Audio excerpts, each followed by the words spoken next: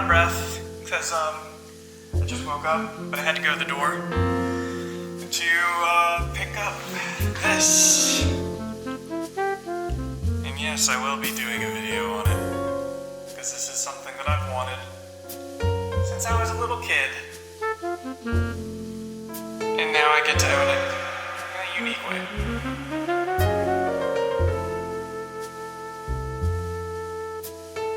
When Arcade 1UP announced that they were making a Marvel vs. Capcom 2 cabinet, I immediately made plans to pre-order one. I've been aware of their products for a few years now, and I had always said I like arcades, but I don't need one, unless they do Marvel vs. Capcom 2. MVC2 is my favorite arcade game of all time. It features characters from two franchises that I'm a die-hard fan of, in an amazing and hectic fighting game.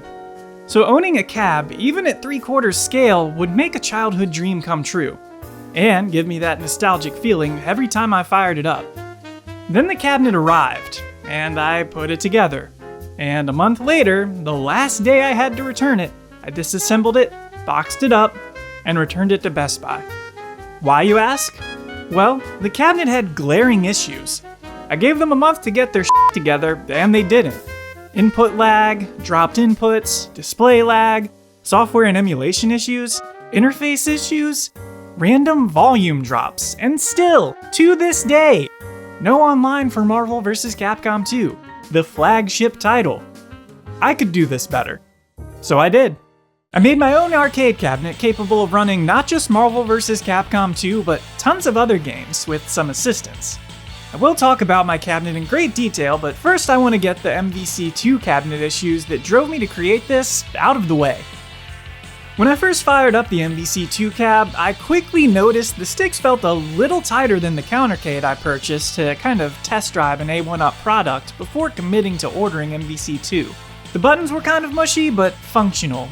Mushy is the last thing I want, but I have to say, even forgiving mushiness, the plastic they're made of feels bad, and sometimes I can't even tell if my inputs are actually being picked up.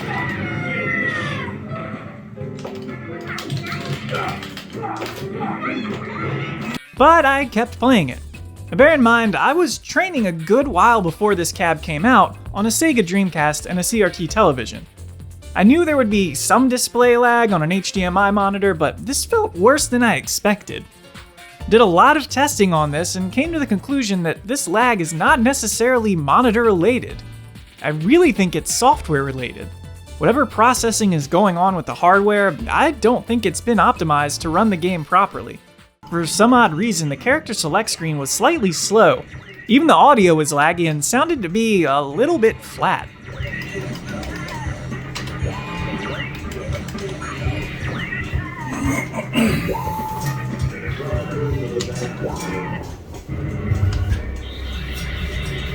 And then the drops. Now, I'm no expert here, but look at this. Look at this! I'm doing the inputs for a hyper combo and it's just not happening. Here it is again, 3 more times. 3 times before it registered. It's not good. I chalk this up to poor quality sticks, poor quality buttons, and my lackluster skills, but I also think that the machine just straight up drops inputs.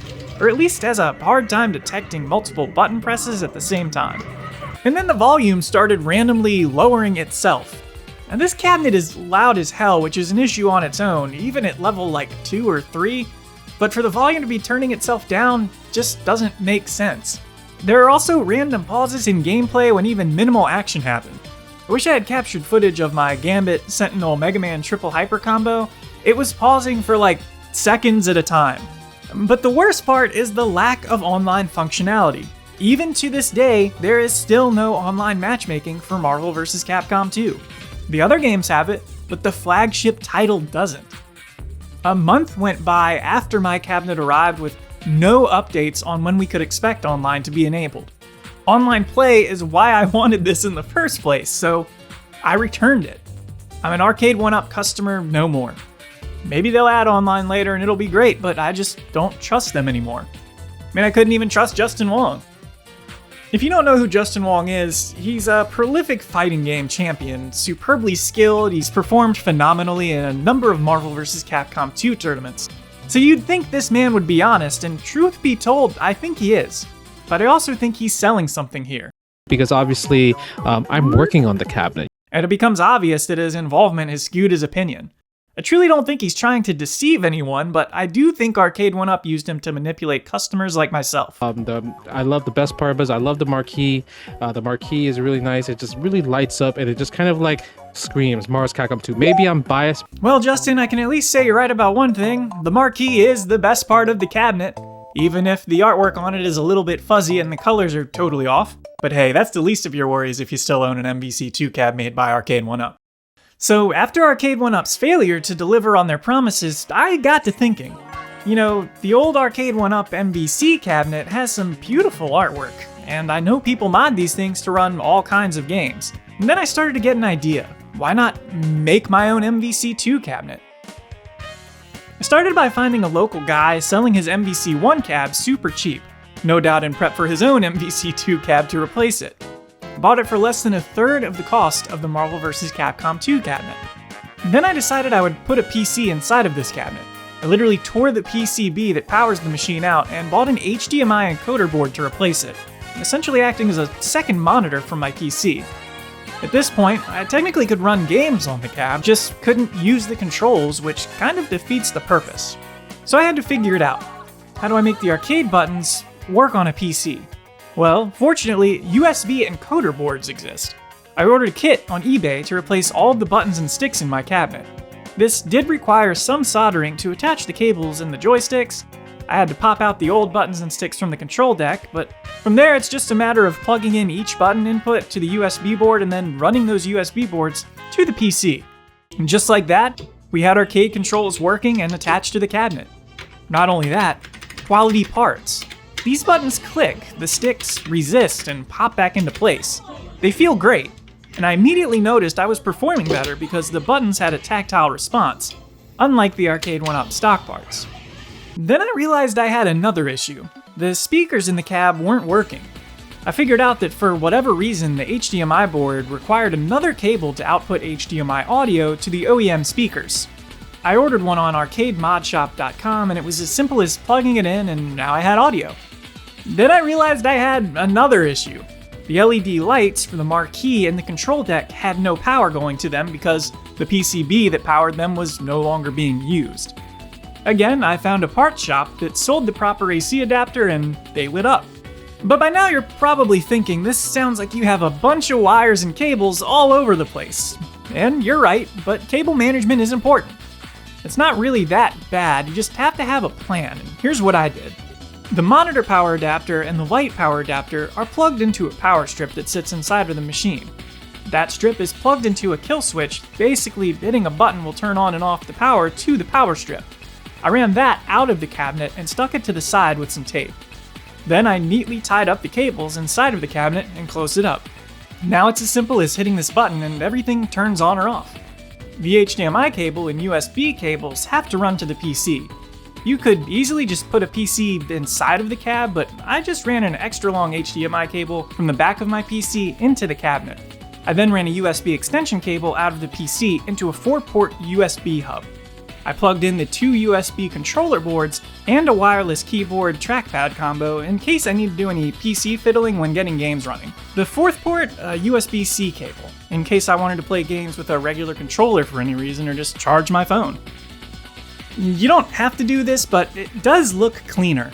However, if you want to take the out of sight, out of mind approach, you can't just throw it all into the back of the cab and screw it shut. No one can see inside of it, but I will judge you. Since this thing is basically a PC inside of a fancy arcade cabinet shell, you can run any emulator you want on it really, but I wanted to play online, so I installed a program called Fightcade, which allows you to play online against other people. You could also just install RetroArch or whatever emulators of your choice and play them. It's really up to you from here. You can do anything your PC is powerful enough to do because it's basically a glorified monitor extension. One extra thing I did was add scan lines and sharpening filters using a plugin called Reshade. Once installed, it has various options for overlays to make your game feel more like a CRT television, a VHS player, a computer terminal. Lots of cool options here. So, how does it play? Well, a heck of a lot better than the Arcade1Up cabinet. 60 frames per second, no strange emulation errors that I've noticed anyway. No bugs, no frame skips or drops. Responsive controls, it works great. On Wi-Fi it's a little bit iffy, but with Ethernet this thing is awesome on Fightcade. I couldn't be happier. I've delved into the world of arcade games again, of course playing tons of MVC2, but also games like Joe and Mac, Metal Slug, The Simpsons, Pac-Man. It can do it all. I've even tried playing some Game Boy and NES games on it just for the heck of playing them with arcade controls. Now I'm looking into Sinden light guns in the hopes of making this thing capable of playing games like House of the Dead, Area 51, and Time Crisis. Arcade 1UP let me down, but for less than half the cost of their cabinet, I was able to turn a second-hand cab into something better than what they offer. And you can too. I had a lot of fun with this project, and there's nothing like seeing a project you worked on finally be completed and getting to enjoy it. I can take pride in this for years to come knowing that I built it, and that's really special to me as somebody who's always wanted to own a Marvel vs. Capcom 2 arcade cabinet. I hope this inspired you to maybe try projects like this on your own, because I didn't think I would get that far, and it turns out it wasn't that hard at all. This is Jonnicom, and thanks for watching.